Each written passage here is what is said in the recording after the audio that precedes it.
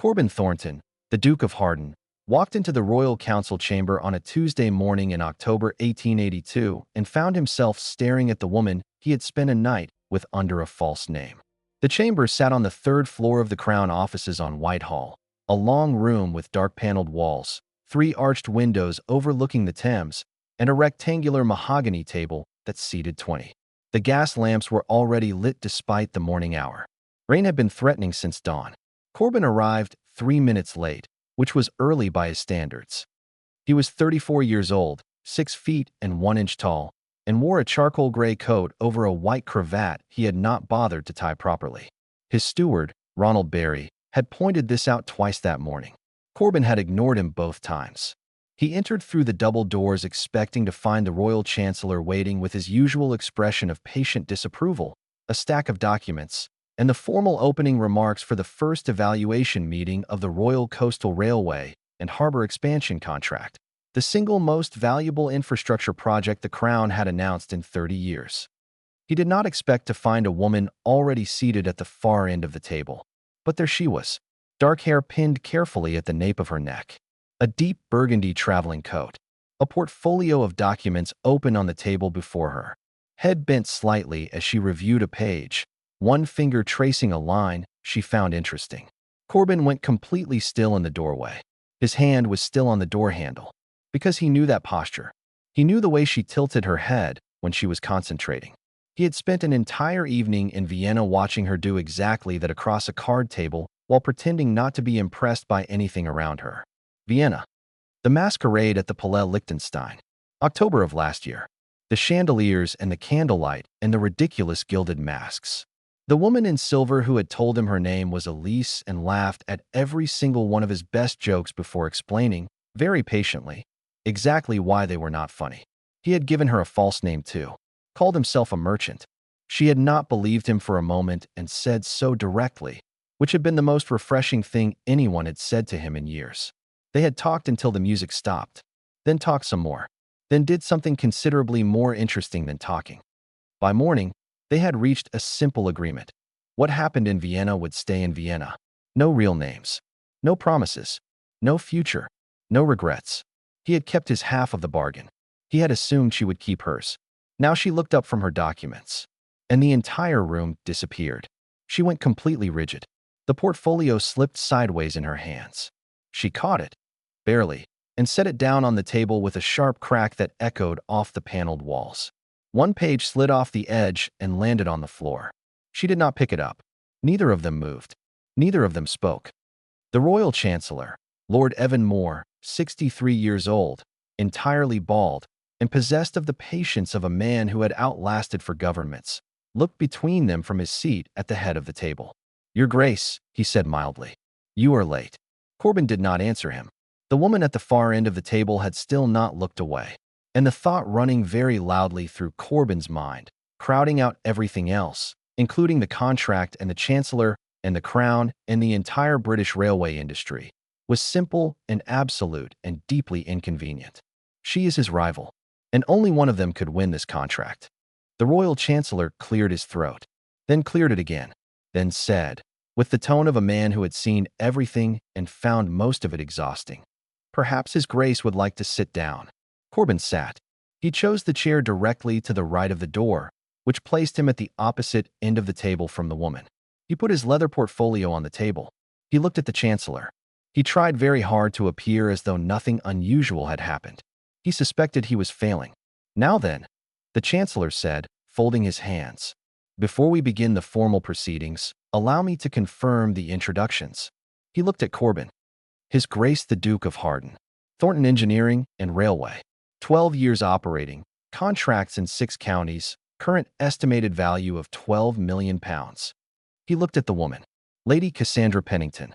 The Pennington Industrial Estate. Inherited 4 years ago, restructured under her management, current estimated value £9 million and growing. Lady Cassandra Pennington. That was her name.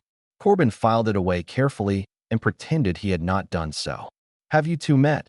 the Chancellor asked. The question landed in the room like a stone dropped into a well. Both of them answered at exactly the same moment. "No." The Chancellor looked at them, then looked at them again, Remarkable, he said. That was extraordinarily synchronized for two people who have never met. Cassandra smoothed a page in her portfolio. I simply answered your question, your lordship. Korbin leaned back in his chair. As did I. The chancellor said nothing. He simply looked at them both with the expression of a man who had been lied to by considerably more skilled liars than these, and found the whole performance quite poor. Very well, he said finally. Let us begin. The evaluation process, as the chancellor explained it, would span 6 weeks. Financial reviews, estate inspections, engineering presentations before the Crown Council, political character assessments, public record examinations. Only after all stages were complete would the contract be awarded. The Duke of Hardin leaned forward on his elbows while the chancellor spoke and studied the wall above the man's head as though it contained something fascinating. He was not looking at the wall. He was watching Cassandra Pennington from the very edge of his peripheral vision. She was taking notes. Precise, efficient notes in a small hand that he had seen before on a letter left on a nightstand in Vienna. Brief. Clever. 3 sentences. It had made him smile even as he was putting on his coat in the gray morning light. He stopped that thought immediately. Ladies first, the chancellor said, gesturing for Cassandra to speak. Korbin immediately inclined his head toward her. I insist. Cassandra looked at him for the first time since he had sat down. Her expression was perfectly pleasant. Her eyes were not. How very gracious of your grace, she said. Hiding behind courtesy suits you. The chancellor's mouth twitched. Korbin smiled. I was being polite. You were putting me in a position to speak first so you could observe my strategy before presenting yours. She turned a page in her portfolio. It is a reasonable tactic. I simply prefer not to pretend it is something else. The chancellor did laugh then, a short sound he covered with a cough. She has a point, Thornton. Korbin looked at the chancellor. Whose side are you on? The Crown's, the old man said pleasantly. Always the Crown's. Cassandra presented first. She spoke for 20 minutes without notes, which was the first impressive thing.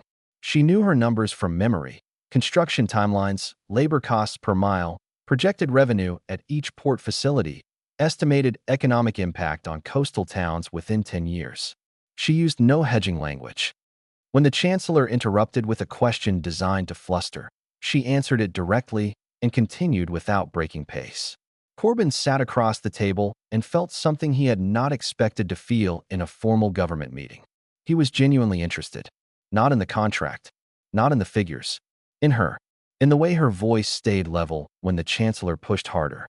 In the small, private satisfaction that crossed her face when she knew she had answered well. In the way she folded her hands on the table when she finished and waited, entirely calm, for a response. Then it was his turn. He presented his own proposal: harbor expansion design, railway route efficiency models, labor force management, cost projection over 15 years. He was, by any objective measure, equally good. He knew it. She knew it. The chancellor knew it. Which was the problem? Because the royal chancellor, Lord Evan Moore, had spent 30 years evaluating noble estates for the crown, and he had identified something in this room that had nothing to do with railways or harbors. He could see it in the way the Duke never quite stopped being aware of where Lady Pennington was. He could see it in the careful, deliberate way she avoided meeting the man's eyes for more than 2 seconds at a stretch. The chancellor poured himself tea and thought about this for a moment. Then he smiled into his cup. Outside the Crown offices, the October rain finally arrived. Cassandra stood under the portico waiting for her carriage and stared at the Thames without seeing it. Her secretary, Juliet Lowry, stood beside her holding an umbrella unnecessarily since they were already sheltered. Well, Juliet said. Don't. I didn't say anything. You were about to. Juliet was quiet for approximately 4 seconds. You walked into a wall. I was distracted. By what? Cassandra said nothing. You've been distracted since the moment that man walked through the door. Juliet tilted her head. You don't like him. I don't know him. You said no at exactly the same moment he did when the chancellor asked if you'd met. That was coincidence. It was extraordinary coincidence. Cassandra watched the rain hit the river. A coal barge was moving slowly against the current, black smoke rising and disappearing. She had been in London for 6 years. She had rebuilt her father's failing estate from 9 employees to 412. She had survived 3 parliamentary inquiries, 2 hostile takeover attempts, and one very unpleasant engagement to a viscount who had turned out to be primarily interested in her assets. She was not the kind of woman who got distracted. She got distracted now. "He's insufferable," she said. "He barely spoke to you. He barely had to." Juliet looked at her employer with the expression of someone filing information for future use. "He's also quite—" "Don't finish that sentence." Juliet did not finish the sentence. She did, however, smile at the rain. Across the city, in the Thornton townhouse on Grosvenor Square, the Duke of Hardin sat in his study with a glass of brandy he had not drunk and a newspaper he had not read and a thought he could not get rid of.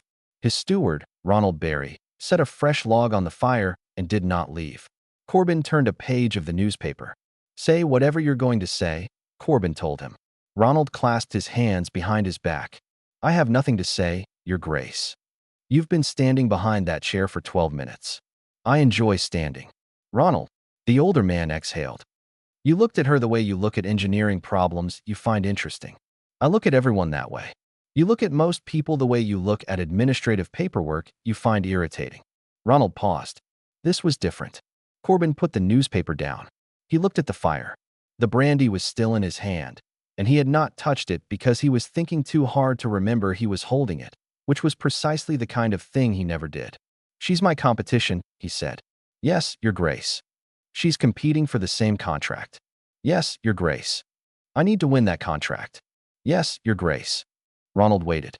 "She was very good in there," Korbin said, despite himself. "I've heard the Pennington estate has become quite formidable under her management. She didn't use notes." "That is impressive." She answered Moore's interruption without losing her place. Korbin stared at the fire. Moore never interrupts unless he's trying to shake someone. It appears he failed to shake her.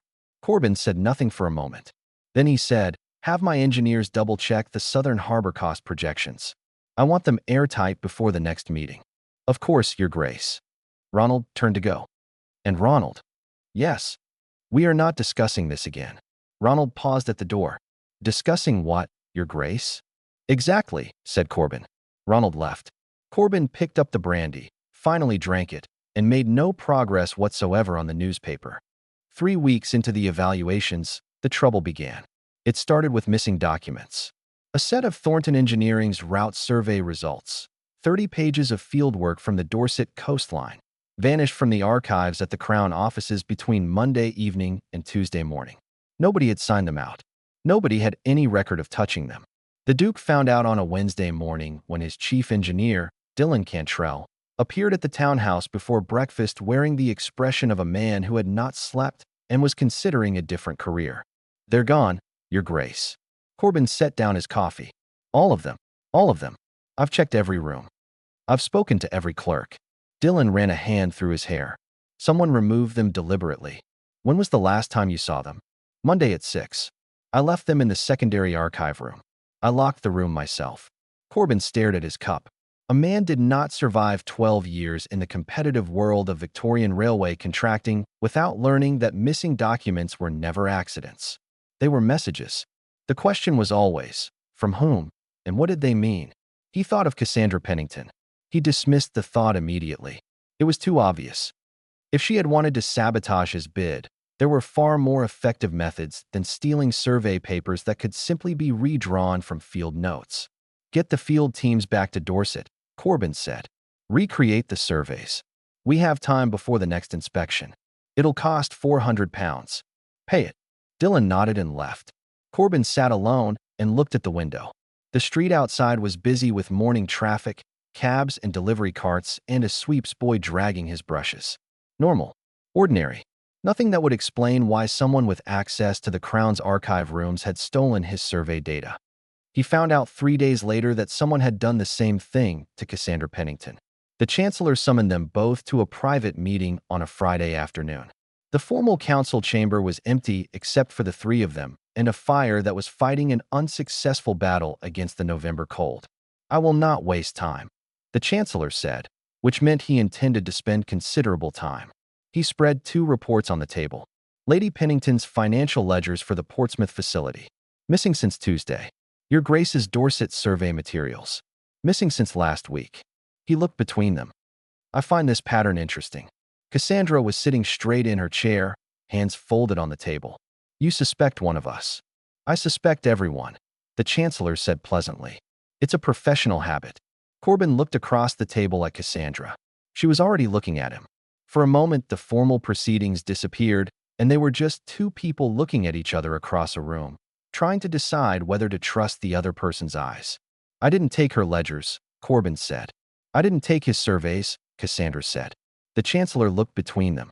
How refreshingly direct. He folded his hands. The question, then, is who did? A silence settled over the room. Outside, rain had returned. It struck the tall windows steadily, and the gas lamp in the corner hissed quietly, and the Chancellor waited with the patience of a man who had been waiting for things for 30 years. It was Cassandra who spoke first.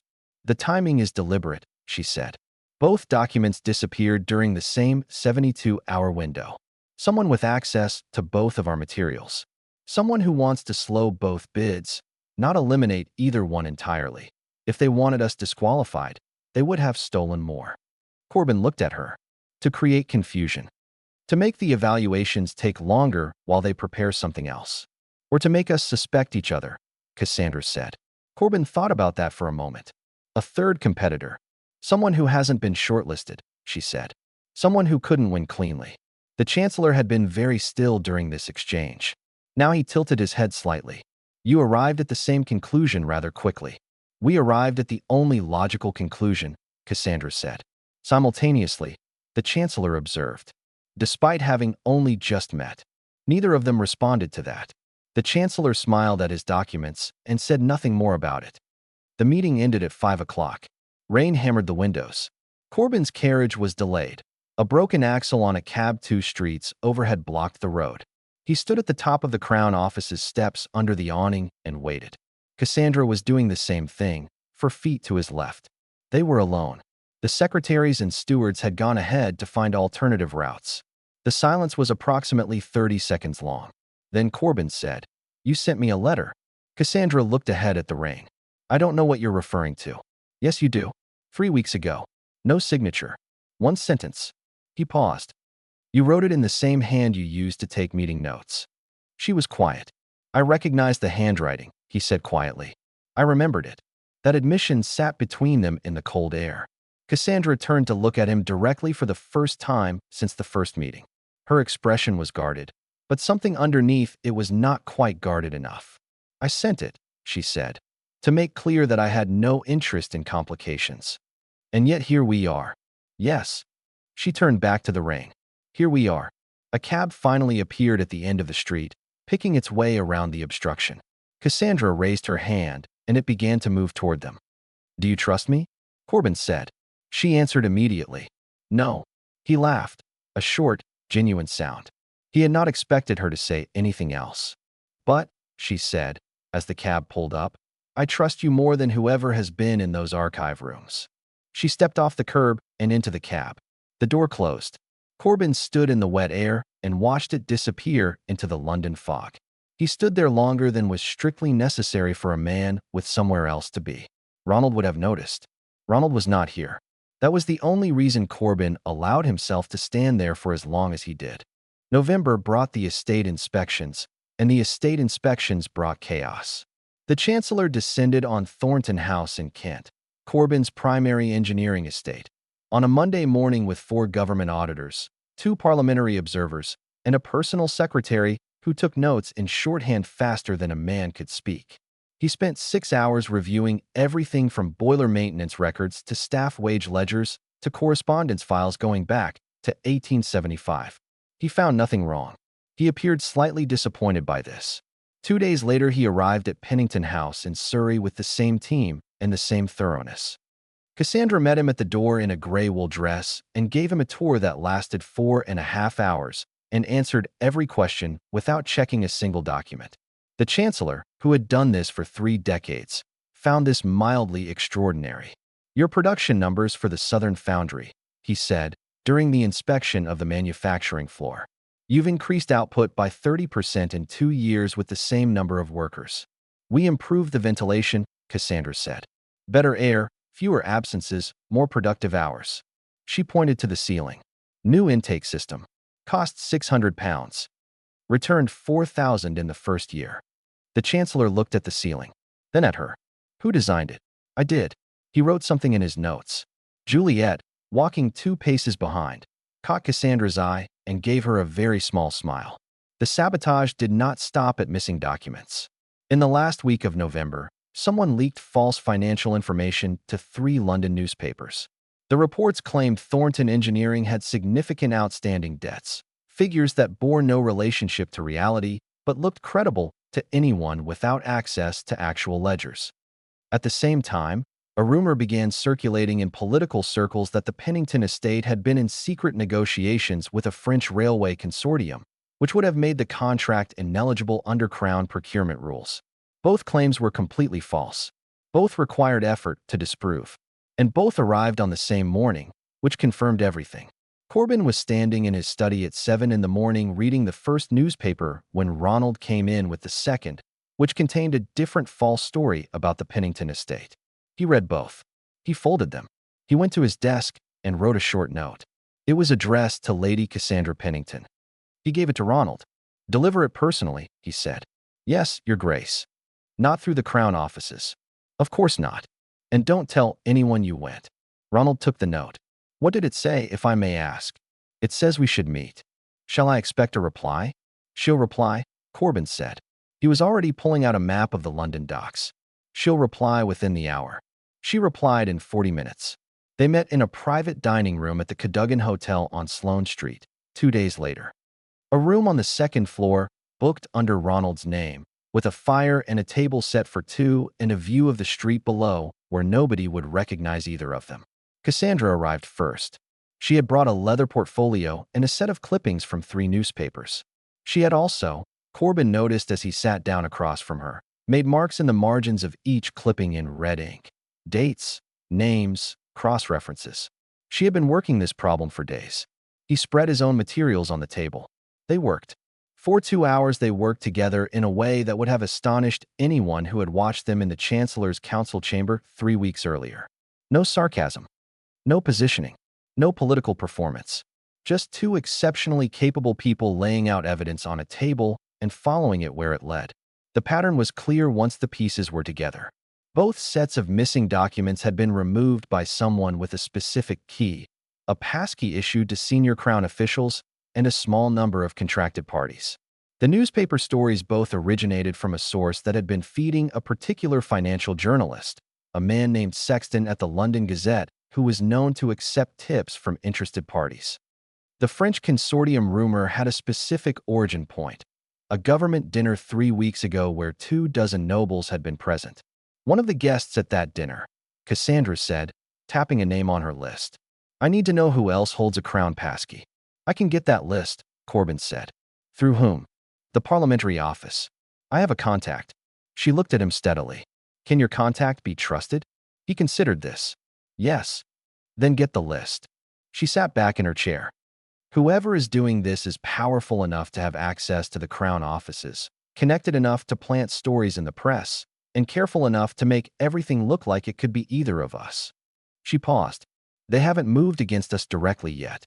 They're testing, building pressure, to see which of us breaks first and makes a mistake." "Yes." Korbin studied her. The firelight caught the edge of her profile. She was staring at the papers with complete focus, running through the logic of it, and he could see the precise moment she arrived at the same conclusion he had been sitting with since that morning. "There's a third candidate," she said quietly. "Someone who couldn't win the contract fairly," he said. "So they intend to win it by default." She looked up. Their eyes met across the scattered papers and clippings and the remains of the tea neither of them had properly drunk. For a moment neither spoke. Because this was the moment.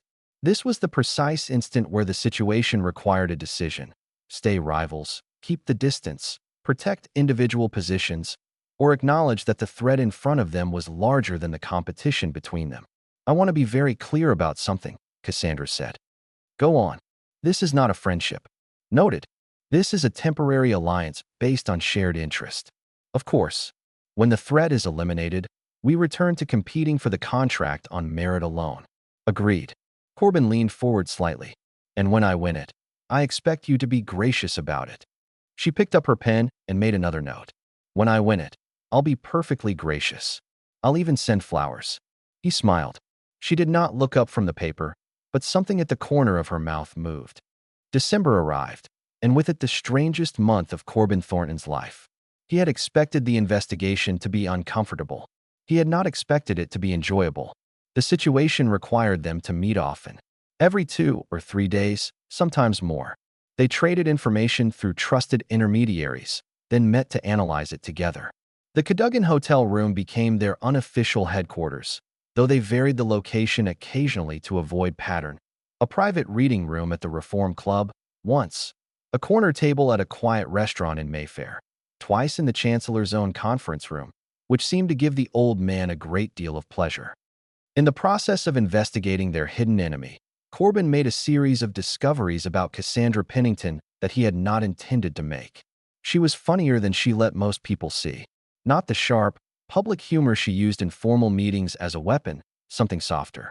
She made dry observations under her breath about the people around them, quiet enough that only he could hear, that were frequently so accurate he had to look away to avoid laughing. She was kind in ways she actively tried to hide. During one of their meetings at the Cadogan, she spent 15 minutes talking to a junior waiter, a boy of about 16, about the mechanical engineering program at the London Polytechnic and whether working-class students could apply. She spoke to him like a person, not like a servant. When Korbin mentioned this afterward, she looked briefly startled, as though she had forgotten he was watching. "He reminded me of one of my foundry apprentices," she said. "The boy has good instincts." "You pay for your apprentices' continuing education," Korbin said. He had found this in the estate records during the financial review. "It produces better engineers," she said, in the tone of someone explaining an obvious business decision. "The standard practice in the industry is not to bother.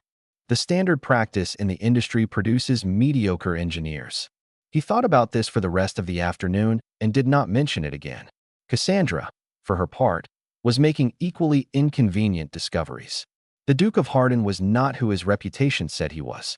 His reputation said he was cold, tactical, and solely interested in business outcomes. His reputation said he treated people as variables in an equation. His reputation was, she was discovering, almost entirely wrong. She noticed it first with a steward. Ronald Barry had served the Duke for 16 years, and the way the man spoke to his employer, comfortable, unguarded, occasionally impertinent, was not the behavior of someone who feared the person they worked for. Ronald spoke to the Duke the way you spoke to someone you respected and, quietly, liked. And the Duke tolerated it. More than tolerated. He seemed to enjoy it. She noticed it in other ways. He remembered every name, every engineer, every clerk, every office worker they encountered during the investigation. He addressed them by name, remembered details about previous conversations, asked specific follow-up questions. She watched a senior Crown clerk visibly relax when the Duke recalled the man's wife was recovering from an illness and asked after her health. He was not performing. He was simply paying attention. It bothered her more than she wanted to admit, because it was significantly easier to maintain professional detachment from a man she believed was exactly as arrogant as he appeared. He was arrogant. He was also something else entirely. They got their break in the second week of December. The passkey list arrived through Korbin's parliamentary contact, a list of 47 names. They cross-referenced it against the guest list from the dinner where the French consortium rumor had originated, and against the list of people who had submitted letters of interest for the Royal Coastal Railway contract in the initial stages, before the Crown had shortlisted only 2. One name appeared on all 3 lists. Lord Aidan Sullivan, Baron of Bowman, 51 years old. Head of Sullivan Industrial Holdings, a mid-sized engineering firm with significant political connections. Sullivan Holdings had been considered for the railway contract shortlist and eliminated in the first round due to insufficient capacity. The Chancellor was not surprised when they presented him with the evidence. "I know Sullivan," he said, looking at the documents with the expression of a man reading a book he had already read. "I've been waiting to see whose name would appear." "You knew it was him?" Cassandra asked. "I suspected someone of his type." The Chancellor folded his hands. "A man who cannot compete honestly and has enough influence to cause trouble quietly. The Crown will need more than a passkey record and a newspaper trail to move against a baron." "We can get more," Korbin said. "I know you can." The Chancellor looked between them. That's rather why I've been leaving you two to work together unsupervised. Cassandra sat very still. You've been facilitating this. The Chancellor smiled gently. I've been doing nothing. Two qualified candidates conducting their own due diligence is entirely within the evaluation process. You scheduled every recent meeting so we'd have time alone afterward, Korbin said. Coincidence. You sent us the passkey list 3 weeks after we requested it, which gave us exactly enough time to receive the newspaper stories first. The administrative office is very slow this time of year. Korbin and Cassandra looked at each other. Then both looked back at the Chancellor. You're enjoying this enormously, Cassandra said. I am an old man, the Chancellor said, who works in government. I enjoy what I can. 3 days before Christmas, Lord Sullivan made his move. The scandal arrived in 4 newspapers simultaneously, which indicated professional coordination and significant expense. 2 stories targeted Korbin. Allegations of fraudulent contract bidding in an 1879 railway project in Yorkshire. 2 targeted Cassandra.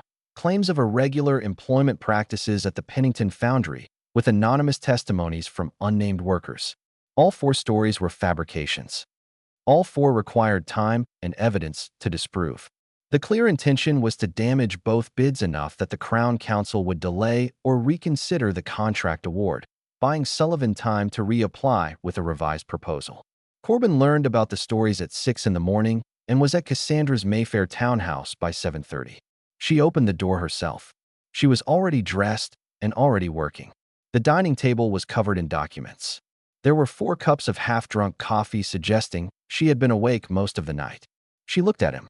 He looked at her. The Yorkshire project, she said. I know. The foundry claims. I saw them. He came inside. He did not wait to be invited. Your 1880 wage records. Do you have them here? Filing cabinet. 3rd drawer. I need the Yorkshire correspondence from 79. He had already put his portfolio on the table and was moving books aside to make room. Ronald has it, but he's 40 minutes away. I have a copy, she said, going to the cabinet. I pulled your public contract records 3 weeks ago. He stopped. You pulled my records. You're my competition. She handed him a folder. Don't be flattered. I pull the records of everyone I compete against. He opened the folder. Everything he needed was there, organized by date in the same precise, cross-referenced system she used for everything. He sat down. She sat across from him. They worked. They worked for 6 hours without a significant break. Ronald arrived at 9 with additional documentation. Juliet arrived at 9:15 with Cassandra's solicitor. By noon, they had a comprehensive, evidence-backed rebuttal to every claim in every article, ready for submission to the Chancellor and to the newspaper's editors. At 2 in the afternoon, Cassandra sat back in her chair and pressed 2 fingers to the bridge of her nose. Sullivan funded those articles through a shell company, she said. The same one that paid the journalist at the Gazette. The Chancellor will have the paper trail by tomorrow. And then Sullivan loses his title, his properties, and probably his freedom. Korbin paused. He overplayed his hand. He should have stopped at the documents. She exhaled. He got greedy. They always do. The room was quiet except for the fire and the distant sound of Juliet and Ronald talking in the next room, doing their own version of exactly this same conversation. We beat him, Cassandra said, with a quiet satisfaction that had nothing theatrical about it. We beat him, Korbin agreed. Silence. Not the tense, positioned silence of a formal meeting. The other kind. The kind that arrived when 2 people had spent enough time in a room together that the silence between them had stopped being uncomfortable and started being something they both understood. Korbin was sitting across the table from her in a room that smelled of coffee and coal smoke and paper. Her hair had come slightly loose on one side. There were ink marks on the 2nd finger of her right hand. She was looking at the fire with the expression she wore when she was thinking about something she had not finished working out. He knew that expression. He had been watching it for 2 months. He had been watching her for 2 months, and he was very tired of pretending not to. Cassandra, he said. She turned. He said nothing for a moment, just looked at her. Because the words he had prepared, the careful, reasonable, professional words, had entirely abandoned him. The Chancellor is going to ask us about Vienna, he said finally. He already suspects. Yes. She was quiet. He's going to ask formally, Korbin said, during the final review. He's been building to it for 2 months. I know. What will you tell him? Cassandra looked back at the fire. The flames moved quietly, orange and gold. She watched them for a moment. The truth, she said. Probably. Which is? She turned back to him. Her expression was not the careful, guarded expression she used in council chambers and formal meetings. It was something else. Something he had seen once before, in Vienna, in the moment just before they had stopped talking about nothing and started talking about something real. That I met a man at a masquerade, she said quietly. That I didn't know his name. That I liked him considerably more than I expected to. And that I have been trying, with limited success, to pretend that the man in the Chancellor's council chamber is a different person. Korbin was still for a moment. Then he said, "He's not." No. She looked at her hands. He's not. January came in cold and clear. The Sullivan affair collapsed under the weight of its own evidence in the first week of the new year. The Chancellor presented the Crown Council with a comprehensive account of Lord Sullivan's campaign of sabotage, the missing documents, the newspaper fabrications, the shell companies, the passkey misuse. Sullivan's solicitors attempted 3 days of objections before abandoning the effort. On January 14, 1883, Lord Aidan Sullivan was stripped of his barony, his properties were placed under Crown administration, and his engineering firm was dissolved. His political allies disappeared with such speed that it was almost impressive. The Chancellor had predicted every move. He appeared to find this deeply satisfying. With Sullivan removed, the Royal Council prepared to make its final decision on the contract. The kingdom had opinions. Specifically, the kingdom had noticed what happened at the Thornton New Year's reception on January 2nd, where the Duke of Hardin had crossed a room of 200 guests, ignored every person who tried to speak to him, and asked Lady Pennington for a dance with a directness that suggested he had forgotten there were other people in the room. She had said yes. They had danced twice. The newspapers had been very pleased about this. The railway rivals. A romance? Asked the Chronicle. The Duke's most dangerous alliance, announced the Times. Will the harbor contract produce a wedding? Inquired the Illustrated London News, optimistically. Korbin read the headlines over his morning coffee and felt no desire whatsoever to deny them. Ronald refilled his cup and looked at the ceiling. The final Crown Council meeting took place on January 20th, in the formal chambers at Whitehall. The room held 40 people. Nobles, ministers, parliamentary representatives. The Chancellor at the head. Both candidates presented final arguments. Korbin spoke for 30 minutes. Cassandra spoke for 32. Both were precise, well-evidenced, and compelling. The council asked questions for another hour. Then the Chancellor stood. The Crown has considered the merits of both proposals extensively, he said. It has also considered the events of the past several months and their outcomes. He paused. Both candidates demonstrated exceptional competence. Both demonstrated integrity under pressure. Both demonstrated something equally important: the ability to recognize when collaboration serves the public interest better than competition. The room was very quiet. The Crown's decision, the Chancellor continued, is to award the Royal Coastal Railway and Harbour Expansion contract jointly to Thornton Engineering and the Pennington Industrial Estate, in equal partnership. For a moment nobody moved. Then the room erupted. Applause. Questions. Congratulations.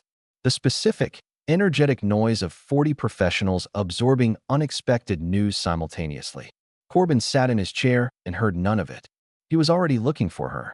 He found her in the east garden of the Whitehall building, where she had gone to collect herself. She heard his footsteps on the gravel and turned. The winter sky above London was pale blue. Their breath was visible in the cold air. He had prepared a speech. He had thought about it for 3 weeks. He had written 2 versions and discarded both. He looked at her and forgot all of it. "You once told me," he said, "that what happened in Vienna should stay in Vienna." She waited. "I spent 9 months believing you were right." He stopped 2 feet from her. "I was wrong.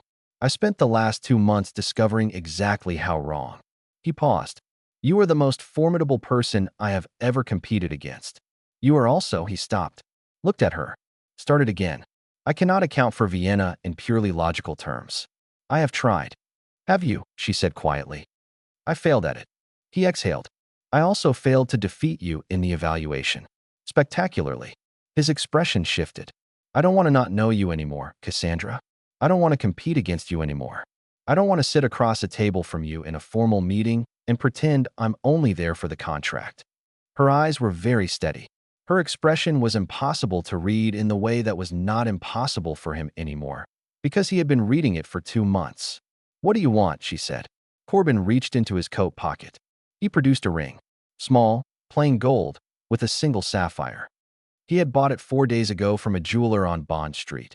On impulse, in the kind of action he almost never permitted himself. "I want to build whatever this is," he said. "Properly. With full names." He looked at her. "Cassandra Pennington, will you marry me?" She looked at the ring, then at him, then at the pale winter sky above London. Then she laughed, the real laugh, not the polite one, the one she only used when something had genuinely surprised her, and pressed one hand briefly over her mouth. "You bought the ring before the council announced the joint contract," she said. "4 days ago. So you were going to propose whether you won or lost." "Yes." She lowered her hand. Her eyes were bright. "That is possibly the most reckless thing I've heard you say. I've been practicing. A beat." "Yes," she said. He blinked. "Yes. Yes, Your Grace." Her voice was steady. Her eyes were not quite. "Before you ask again." He put the ring on her finger. Her hand was cold from the winter air and entirely steady. His, very slightly, was not. The wedding was 6 weeks later. The Chancellor wore his best coat and spent the entire reception telling anyone who would listen that he had foreseen the outcome from the first meeting. The Duke's steward won 4 separate wagers he had been holding since November. Juliet Lowry gave a toast that made 2 cabinet ministers cry. The newspapers produced enough coverage to fill a moderate-sized library. Korbin noticed none of it. He was watching his wife talk to the Chancellor's wife across the room, gesturing with one hand in the way she always did when making a point she found obvious. And he was thinking, not about the railways or the harbors or the contract or the kingdom. Just that. Just her. The first year of their marriage produced a railway survey, 2 harbor feasibility studies, 1 parliamentary hearing, and a great deal of satisfaction for everyone who had bet on the outcome. The second year produced the start of construction on the Royal Coastal Railway's southern section and the renovation of the first major harbor facility at Portsmouth. The third year produced their first child. Korbin came home from a site inspection in Hampshire on a Thursday evening in March to find Cassandra waiting for him in the sitting room. She handed him a small box without saying anything. He opened it. Inside was a pair of baby's shoes, white, absurdly tiny. He stared at them for a considerable time. "Korbin," she said. He looked up. "Say something," she said. He stopped. He stood, sat back down, stood again, set the box carefully on the table, picked it up again, put it back down. You're going to say something intelligent in a moment," she said. "Yes." He turned and looked at her with an expression that Ronald later described, when recounting the story to various people, as the face of a man who had just realized that engineering was no longer his most important project. "Yes. Yes." Cassandra laughed. He crossed the room and held her face in his hands and kissed her forehead, and for a while neither of them said anything at all, which was the most articulate either had been in years. The child was named Seamus. He arrived in October with strong opinions about sleeping schedules and an apparent commitment to expressing them loudly. The Duke of Hardin, who had negotiated with foreign governments and managed 1,200 employees and argued in front of parliamentary committees, was completely helpless within 48 hours. "He has your stubbornness," Cassandra told him, 1 week in, watching Korbin pace the nursery at 3 in the morning with the infant calmly awake and the Duke exhausted. "He has your timing," Korbin said. "He woke up precisely when I was most tired. That's calculated. He's 8 days old. He's strategic." Seamus looked at his father with the unfocused, serene expression of an infant who had won. More children followed. A daughter, Matilda, 2 years later, quick and observant and possessed of her mother's precision and her father's directness in a combination that made everyone around her slightly nervous. Then another son, named James, who appeared to have inherited the engineering instincts from both sides and spent his early years taking apart every mechanical object in the house. The Thornton estates, merged now, a unified enterprise managed jointly, expanded steadily. The Royal Coastal Railway opened its first full section in 1887, connecting 6 southern ports and reducing cargo transit times by 40%. New harbor facilities at Portsmouth and Southampton increased shipping capacity by a third. Towns along the route grew. Employment followed. Other railways came to study the model. The Chancellor attended the opening ceremony and spent 20 minutes explaining to 3 cabinet ministers that he had been responsible for the partnership that made it possible. "You awarded the contract jointly," Korbin reminded him afterward. "I awarded it to the correct parties," the Chancellor said. "That is called good judgment. You did it because you'd figured out we already knew each other." "I did it," the Chancellor said, with great dignity, "because it was the right decision for the Crown." Cassandra, standing beside her husband, said nothing. She simply smiled at the Chancellor with the expression she used for things she found endearing. The old man, who had been managing difficult nobles for 30 years and remained unmoved by most things, was briefly and visibly pleased. 22 years after the Royal Council meeting on a Tuesday morning in October 1882, the Thornton estate in Kent was louder than it had ever been in its history. The gardens had been redesigned twice to accommodate children and were now being reassessed for the third time to accommodate grandchildren. The dining room table had been extended 3 times. The library had been reorganized by Matilda, who had strong views about classification systems.